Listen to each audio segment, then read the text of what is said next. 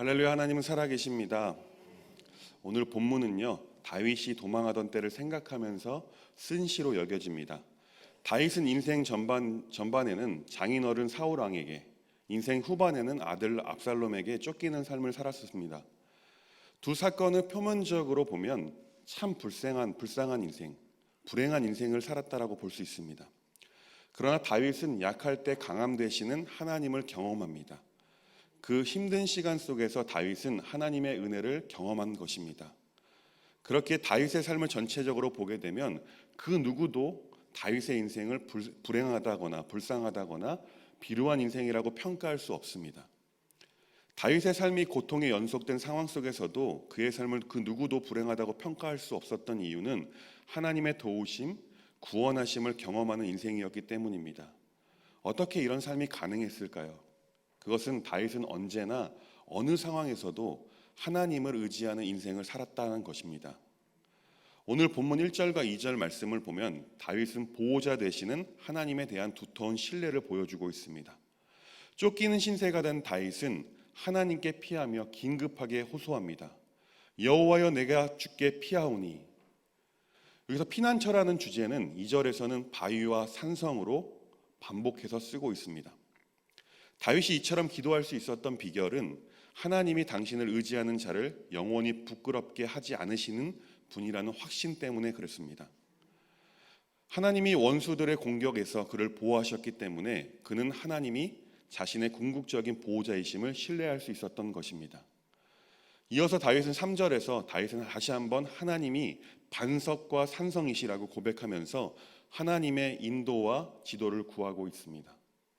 그런데 다윗은 자신이 아니라 하나님의 이름을 위하여 그렇게 해달라고 요청합니다. 왜냐하면 하나님은 산성과 같기 때문이다라고 말씀합니다. 다윗은 구원의 목적조차도 하나님께 두고 있습니다. 자신의 안위가 아니라 하나님께 두고 있다라는 것입니다. 원수들이 비밀스럽게 그물을 쳐서 다윗을 죽이면 그를 보호하시고 구원하시는 분인 하나님의 명예가 떨어지기 때문에 그렇습니다. 우리가 하나님께 구원을 간구할 때 그 궁극적인 이유가 무엇인지 돌아볼 수 있어야 할 줄 믿습니다. 5절과 6절 말씀을 보면요, 다윗은 자신의 영혼을 하나님의 손에 부탁하고 있습니다. 이것은 절망적인 포기가 아니라 하나님에 대한 전적인 신뢰입니다. 5절 앞절 부분을 보면 내가 나의 영을 주의 손에 부탁하나이다 라고 고백하고 있습니다. 이 5절 전반부의 말씀은 예수님께서 십자가에 달리셨을 때 인용하신 구절이기도 합니다. 자신의 육체를 위해서 영혼을 버렸던 죄인된 우리들을 위해 예수님께서는 자신의 육체를 버리시고 영혼을 하나님께 맡겨주셨습니다. 그렇기에 우리가 영혼을 하나님께 맡길 때 우리의 육체와 영혼까지 하나님께서 구속해 주실 것입니다. 그럴 때 우리의 기도는 확신으로 바뀌게 될 줄 믿습니다. 하나님을 사랑한 다윗은 허탄한 거짓을 의지하는 자들을 미워한다라고 고백합니다. 오직 하나님만 의지하기 때문에 그들을 미워한다라는 것입니다. 하나님을 향한 다윗의 신뢰는 허탄한 우상에 대한 분노로 이어지고 있습니다. 6절 말씀입니다. 내가 허탄한 거짓을 숭상하는 자들을 미워하고 여호와를 의지하나이다. 아멘. 이어서 다윗은 7절과 8절 말씀을 통해서 자신을 잘 아시는 하나님을 찬양하고 있습니다. 하나님께서 다윗의 어려운 상황을 보시고 그 환난 가운데 있는 다윗의 영혼을 아셨다라고 고백합니다. 여기서 내 영혼을 아신다라는 표현은 하나님께서 다윗의 필요를 아신다라는 의미가 됩니다. 하나님께서는 나조차도 모르는 나를 알고 계십니다. 우리를 알고 계신다라는 것입니다. 하나님께서 내 영혼을 아신다라는 것을 깨달을 때 우리는 근심과 걱정에서 벗어나게 될 줄 믿습니다. 다윗처럼 우리도 각자의 어려운 상황 가운데 하나님께서 베푸신 인자하심을 기억하실 수 있길 간절히 소망합니다. 7절에서 사용된 인자라는 표현은 우리를 향한 하나님의 한결같은 사랑을 의미합니다. 9절부터 13절까지의 말씀을 보면 다윗은 여전히 고통 가운데 하나님의 은혜를 간구합니다. 그의 간구의 내용을 살펴보면 첫째, 자신의 곤란한 처지를 아뢰며 죄악을 토설하고 있습니다. 이 둘째는 다윗은 이웃과의 어려움을 고백하고 있습니다. 11절 말씀입니다. 내가 모든 대적들 때문에 욕을 당하고 내 이웃에게서는 심히 당하니 내 친구가 놀라고 길에서 보는 자가 나를 피하였나이다. 이어서 13절 말씀에서는 사방의 두려움으로 감싸였다이다라고 표현하고 있습니다.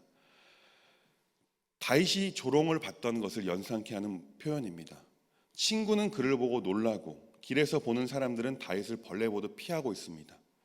다윗은 죽어서 잊혀진 사람처럼 버려지는 그릇처럼 소외되었다라고 하나님 앞에 자신의 상황을 이야기하고 있는 것입니다. 이런 어려운 상황 가운데 다윗은 자신을 욕하고 비방하고 핍박하는 이들과 싸우진 않습니다.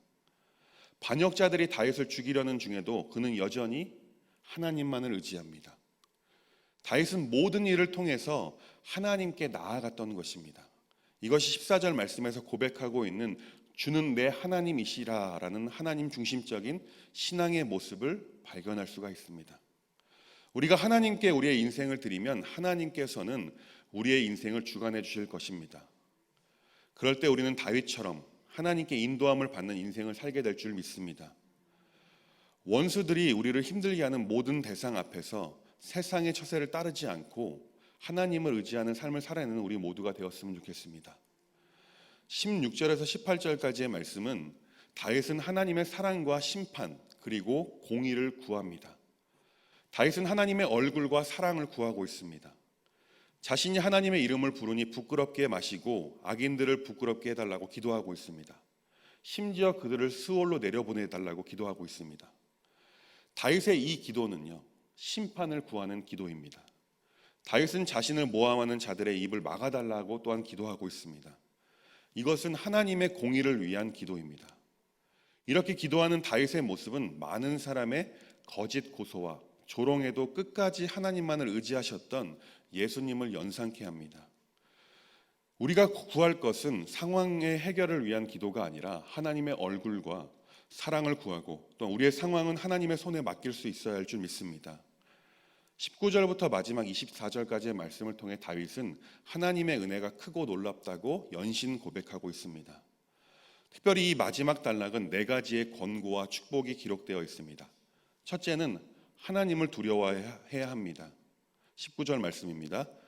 주를 두려워하는 자를 위하여 쌓아두신 은혜 곧 주께 피하는 자를 위하여 인생 앞에 베푸신 은혜가 어찌 그리 큰지요. 아멘. 우리가 하나님께 피할 때 하나님께서 베풀어 주신 은혜가 얼마나 큰지 깨닫게 될 줄 믿습니다. 둘째, 하나님의 놀라운 사랑을 찬송해야 됩니다. 21절 말씀입니다. 여호와를 찬송할지어다 견고한 성에서 그의 놀라운 사랑을 내게 보이셨음이로다. 아멘. 다윗은 하나님의 목전에서 끊어졌다라고 느낄 만큼 절망적인 순간에도 하나님께 간구합니다. 그럴 때 하나님께서는 그 소리를 들으셔서 다윗을 회복시켜 주십니다. 우리가 이런 상황에 당할 때 우리는 하나님의 놀라운 사랑을 경험하게 될 것입니다. 셋째, 하나님을 사랑해야 합니다. 23절 말씀입니다. 너희 모든 성도들아 여호와를 사랑하라. 여호와께서 진실한 자를 보호하시고 교만하게 행하는 자에게 엄중히 갚으시느니라. 아멘. 하나님을 사랑한다면 하나님께 순종하는 성실한 삶을 의미하는 것입니다. 이처럼 하나님을 사랑하는 삶을 살 때 하나님의 보호하심을 경험하게 될 것입니다. 넷째는 강하고 담대해야 합니다. 24절 말씀입니다. 여호와를 바라는 너희들아 강하고 담대하라. 아멘. 강하고 담대하게 우리가 하나님을 의지할 때 하나님께서는 반드시 우리를 구원해 주실 것입니다. 이때에 우리는 하나님께서 우리의 상황을 살피신다는 것을 우리 마음속 깊이 깨달을 수 있게 될 것입니다. 믿음의 사람은요, 진리를 지키고 선을 행한다는 이유로 그렇지 못한 다수에게 사회적으로 고립되고 박해를 받으며 죽음의 위협까지 당하게 됩니다. 그러나 고난의 상황에서도 우리는 하나님만을 의지하고 믿음을 지키며 살아가게 되면 하나님께서는 우리에게 크고 놀라운 은혜를 베풀어 주실 것입니다. 그럴 때 우리는 하나님의 은혜로 이 고난을 극복하게 될 것입니다. 오늘 본문에서 다윗은 고백합니다. 하나님은 자신의 영혼을 아신다라고 말씀합니다. 그렇게 다윗은 자신을 아시는 하나님을 의지할 수 있었던 것입니다. 하나님을 전적으로 신뢰할 수 있었던 것입니다. 사랑하는 우리 법안의 교우 여러분, 우리가 처한 어려움의 상황 앞에서 무엇을 의지해야 하겠습니까? 바라기는 우리의 상황 모두 다 알고 계시는 하나님만 의지하는 복된 삶을 사시길 간절히 소망합니다. 그래서 하나님의 인도하심을 날마다 경험할 수 있길 간절히 소망합니다. 우리의 삶 가운데 하나님께 모든 것을 맡겨드리고 하나님을 의지하는 삶을 살기 시작할 때 다윗을 구원하시고 위로하시고 또한 사랑하시고 은혜를 베푸신 하나님의 놀랍고 크신 사랑과 또한 은혜, 위로, 구원을 우리의 인생에서 얻게 되고 경험하게 될 줄 믿습니다. 선포하겠습니다. 하나님만 의지하는 삶을 살아내시길 간절히 소망합니다. 아멘.